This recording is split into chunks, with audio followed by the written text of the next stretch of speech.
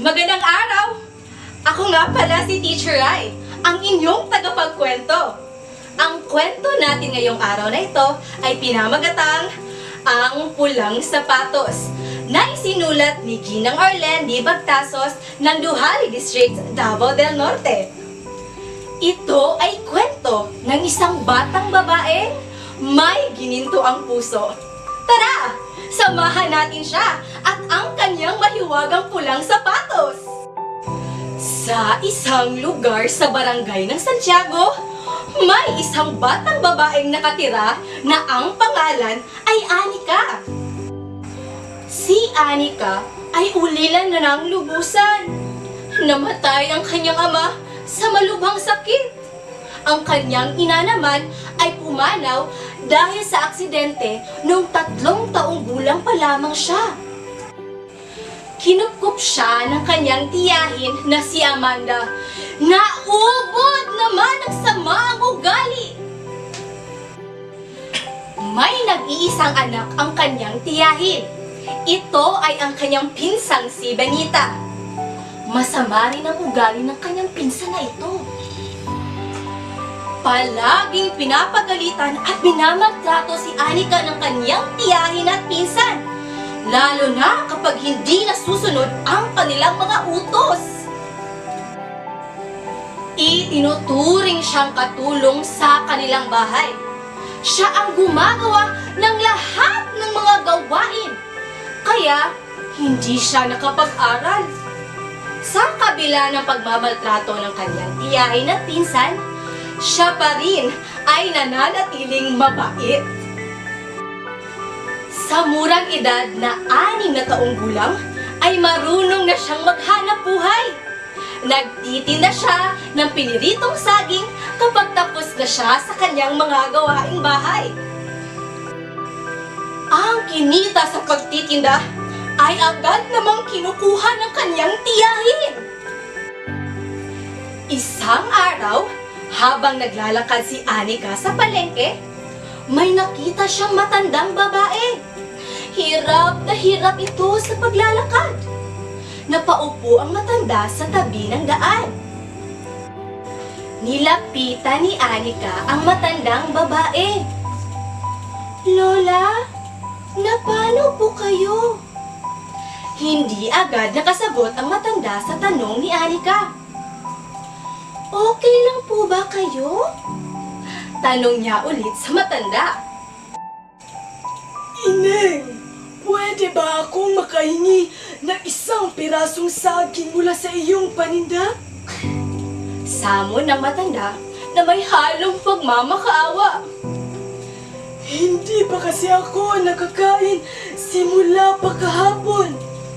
Sabi niya ulit kay Anika. "Ganon po ba?" Sagot ni Anika. "Ito po ang saging. Kainin niyo po." Alok ni Anika. "Sandali lang po, Lola, at ibibili ko po kayo ng tubig." Aniya sa matanda. Iniwan muna ni Anika ang matanda at bumili ng tubig. Pagbalik niya, ay agad niyang ibinigay ang tubig sa matanda. Salamat sa iyong kabutihan, Ineng. At ako ay iyong pinakain at pinainom ng tubig. Sabi ng matanda.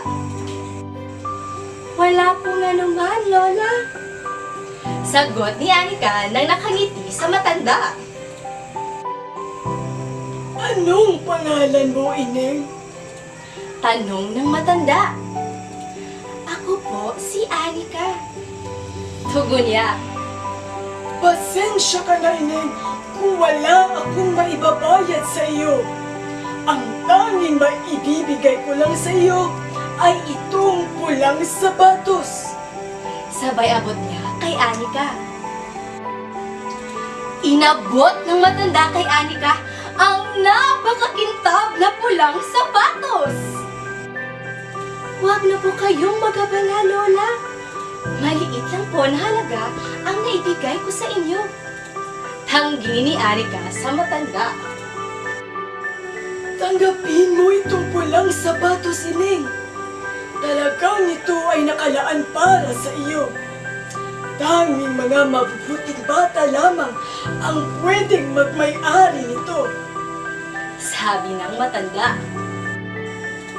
Ako po? Tanong ni Anika na hindi alam kung ano ang ibig sabihin ng matanda. Ang pulang sapatos na ito ay ibinibigay lamang sa taong may mabuting kalooban. Hindi ito simpleng pulang sapatos lamang. Wika ng matanda. Ito ay may kapangyarihan kapag isinuot mo. Kaya nitong ibigay ang lahat mong hilingin. Sabi ng matanda. Talaga po? Tanong ni Anika. Oo, Ineng. Sagot ng matanda. Gumagana lamang ito kapag isinuot mo. Sabi ng matanda. Tandaan mo, ibinibigay lamang ng pulang sapatos na ito ang mga bagay na nakakatulong sa kapwa. Paalala ng matanda. At biglang naglaho ang matanda na parang bula. Habang pauwi na si Anika sa kanilang bahay, may nakasulubong siyang batang pulubi. Awang-awa si Anika sa bata dahil ang payat-payat ito at tila ba hindi nakakain ng ilang araw. Naisipan ni Anika ang sabi ng matanda.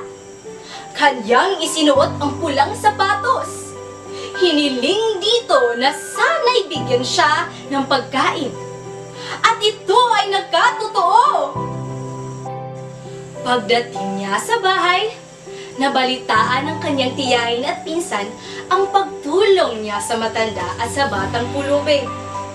Napagtanto ni Amanda at Benita na may gininto ang puso si Anika. Mula noon, itinuring na si Anika na kapamilya ni na Amanda at Benita. Patuloy pa rin ginagamit ni Anika ang pulang sapatos para sa mga taong nangangailangan. At dito nagtatapos ang kwento ni Anika at ang kanyang mahiwagang pulang sapatos. Nagustuhan niyo ba ang kwento? Ako rin! Naway ang kwentong ito ay kapupulutan niyo ng aral. Maraming salamat!